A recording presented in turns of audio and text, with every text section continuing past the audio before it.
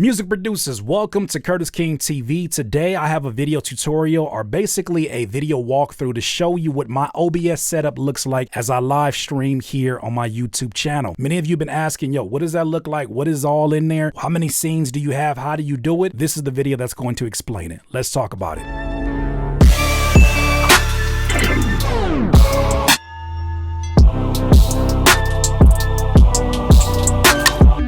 Okay, music producers, first, before we get started, I just want to say thank you for clicking on this video. You're looking for some information about your OBS or just music production in general, this is the channel for you. Make sure if you enjoy this video, you like the video, and if you want to stick around a little bit longer, hit the subscribe button. That being said, OBS, what is OBS? OBS is the connection between my world in this room and YouTube, and making sure that everything runs seamlessly. Yes, you can live stream directly to YouTube using their feature, but OBS becomes sort of your control center, your control headquarter hub that allows you to focus in on the music and in some very smooth ways, switch between scenes like so. So these are all multiple scenes, boom, boom, boom.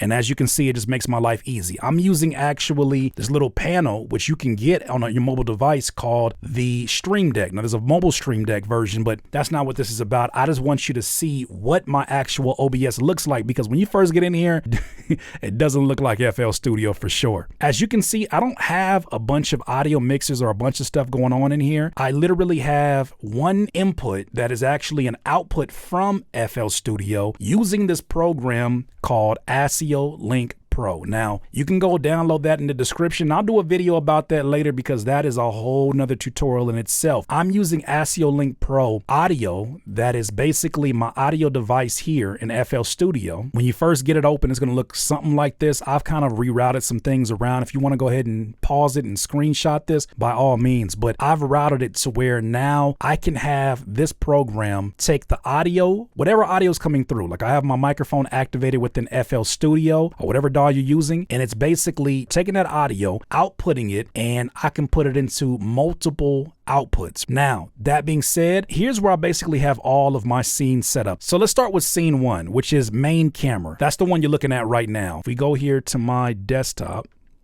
literally it only has this camera right here, and it has this chat feature. Now usually I would just add my chat in here, and I think this is actually a browser. You click here and you click on browser, and then you can access that, double click it, add your link in here for your chat, and then it shows up. As well as my camera, you can do that by doing add and video capture device. And you can use a webcam or whatever you're using. I just love using my DSLRs, and in using that, it just makes it look super, super clean. Also, in my actual camera settings, I have a LUT that I've applied to it. You can get those all over the internet. I have a LUT as well as a color correction panel that I have here that I actually kind of mess around with the gamma and the contrast, the brightness, saturation, and all that good stuff. So the next thing that I have here is an overhead camera. That's for my second camera. You don't need two cameras, but I just want to let you know what I have. And it basically has a preview of the desktop. So I have like a little preview of my desktop whenever the scene switches here. I have my chat sometimes on this window as well, or this scene. Then I have my camera set up. This is camera 2. It's another Elgato Stream Link. That's that one for the second scene. Third scene is my desktop scene. That's the one we're on right now. And as you can see, there is my camera down here and then my actual desktop. How do you access that? You go click the add button and you go to display capture, and then it'll basically set up from your desktop. So that's how I have that there. Next thing, I have a waiting room. Now, for my waiting room, this is for whenever people are coming into my stream and they're like, man, where you at? You know, sometimes I'm not actually ready. So I use this screen as a way to get them ready and prepare them before the stream comes in. I talk to them, tell them to hit the like button and all that good stuff. The way that I created that waiting room is basically I got a little background music here, which I can do add media source, and then I can add some background music. So we did another one here, and you could just loop it around, and I just bring the music in. I have some text that's basically a PNG that I created in Canva. I have this video that is once again from the media source that I uploaded here. And then I also have this water that is from some royalty-free content that I have on a video site that I use called Storyblocks. So next one is my intro, and I gotta actually play that for you to see it. Boom, boom. So I just have a general 1920 by 1080p intro that loops around, and then it comes back here to the regular desktop. Next one, this is just kind of being a little bit stylistic or whatever. This one is actually my, what I call Kaleidoscope Scene. So this does like a little bit of a fancy breakdown here. This one's a little bit more intricate in terms of how to do it, but I literally just have a video over the top of it, and I turn the opacity down, looking like a real kaleidoscope. So even here, it's kind of crazy. Ha, kind of cool. Okay, next one is a split screen. This split screen is literally here just to give you an idea if I have a guest and we're talking to one another. I don't usually use that for my personal streams, but it's there. Next one is a guest angle. There's no guest here, so we're not using that one right now. And literally all it has is a camera on it. Next one is the like button. This is the one where I have a little bit of fun. This one is a media source that I've uploaded a video that has a green screen on it, right? So actually, let me turn off the filter so you see what it looks like before. Turn off the chroma key. And if I push transition, you see, it's just a regular video that you can get off of any royalty-free video website. When I play it through, they hit the like button, and that's the homie Margaret and Alfred. That's who that is. I'm gonna go ahead and turn on the chroma key effect that basically just gets rid of the green. It's kind of like a green screen that gets rid of. And once that's there, I have my other camera from the other scene there. And now I'm on ATV. Hey.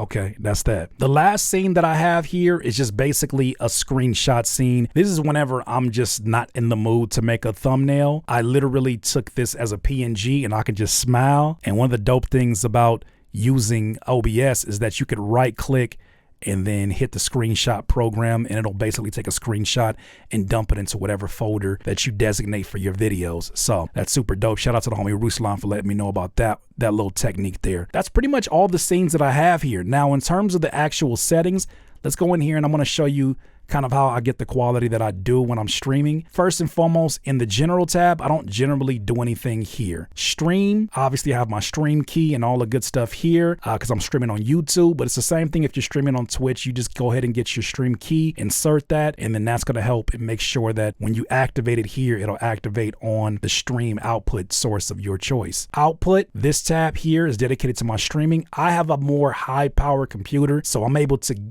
do some things that maybe if you're not having that setup, you want to be very careful. There's many videos that can show you how to set up streaming if you don't have a really high power computer and if your internet is not on point. That's another thing too. Make sure your Ethernet cable is plugged directly into your computer or laptop. Don't be out here trying to stream without it because you're gonna be doing a lot of apologizing. I know because I was. But that's here for the streaming. I have this on the advanced mode. It won't let me click on it because I'm actually using it right now. I have it right now set for max performance. Audio. Now this won't look like that when you first jump in it, but I disabled my desktop audio and the audio here because everything is going through the ASIO Link Pro. I have this set to mix 01, and that is where all the audio is coming in through. Basically, whenever I'm not in FL Studio and I don't have a microphone activated there, the audience won't hear me. It's not the most convenient setup, but that's the one that I'm using and it works for me. Video output. Here are my settings here. I have 1920 by 1080p for my base canvas and my output scale. Now, if you're having issues with buffering issues, then turn this down to 720p. My downscale filter, I have this set to how do you say that? Lanczos? Lanczos? Whatever. I don't know what's silent, but yeah, I have it on that one. And it's 36 samples. And then my FPS, because both my DSLRs are set to 30 frames per second, it just looks so much smoother when streaming. I chose 29.97, which is basically 30 frames per second. Hotkeys, I don't have anything here I'm using in advance. I pretty much left that as is, except for the process priority I put to high. But those are my settings, fam. Hopefully you found this thorough tutorial to be helpful. If you have any questions about specifically how to set this up, I can always do a video at a later time. Just let me know in the comments below. I just want you to see how simplistic it looks on this end compared to how complex it may look on the other end. We make this thing super fun to do. And so, yeah, I can even play a little music in the background to end it. Oh. And I can encourage you once again to hit the like button on this video if you enjoyed it. Definitely subscribe to this channel. And like I always say, in this life, you will not be full of life until you decide to live life to its fullest. Once again, it's Curtis King of Curtis King TV.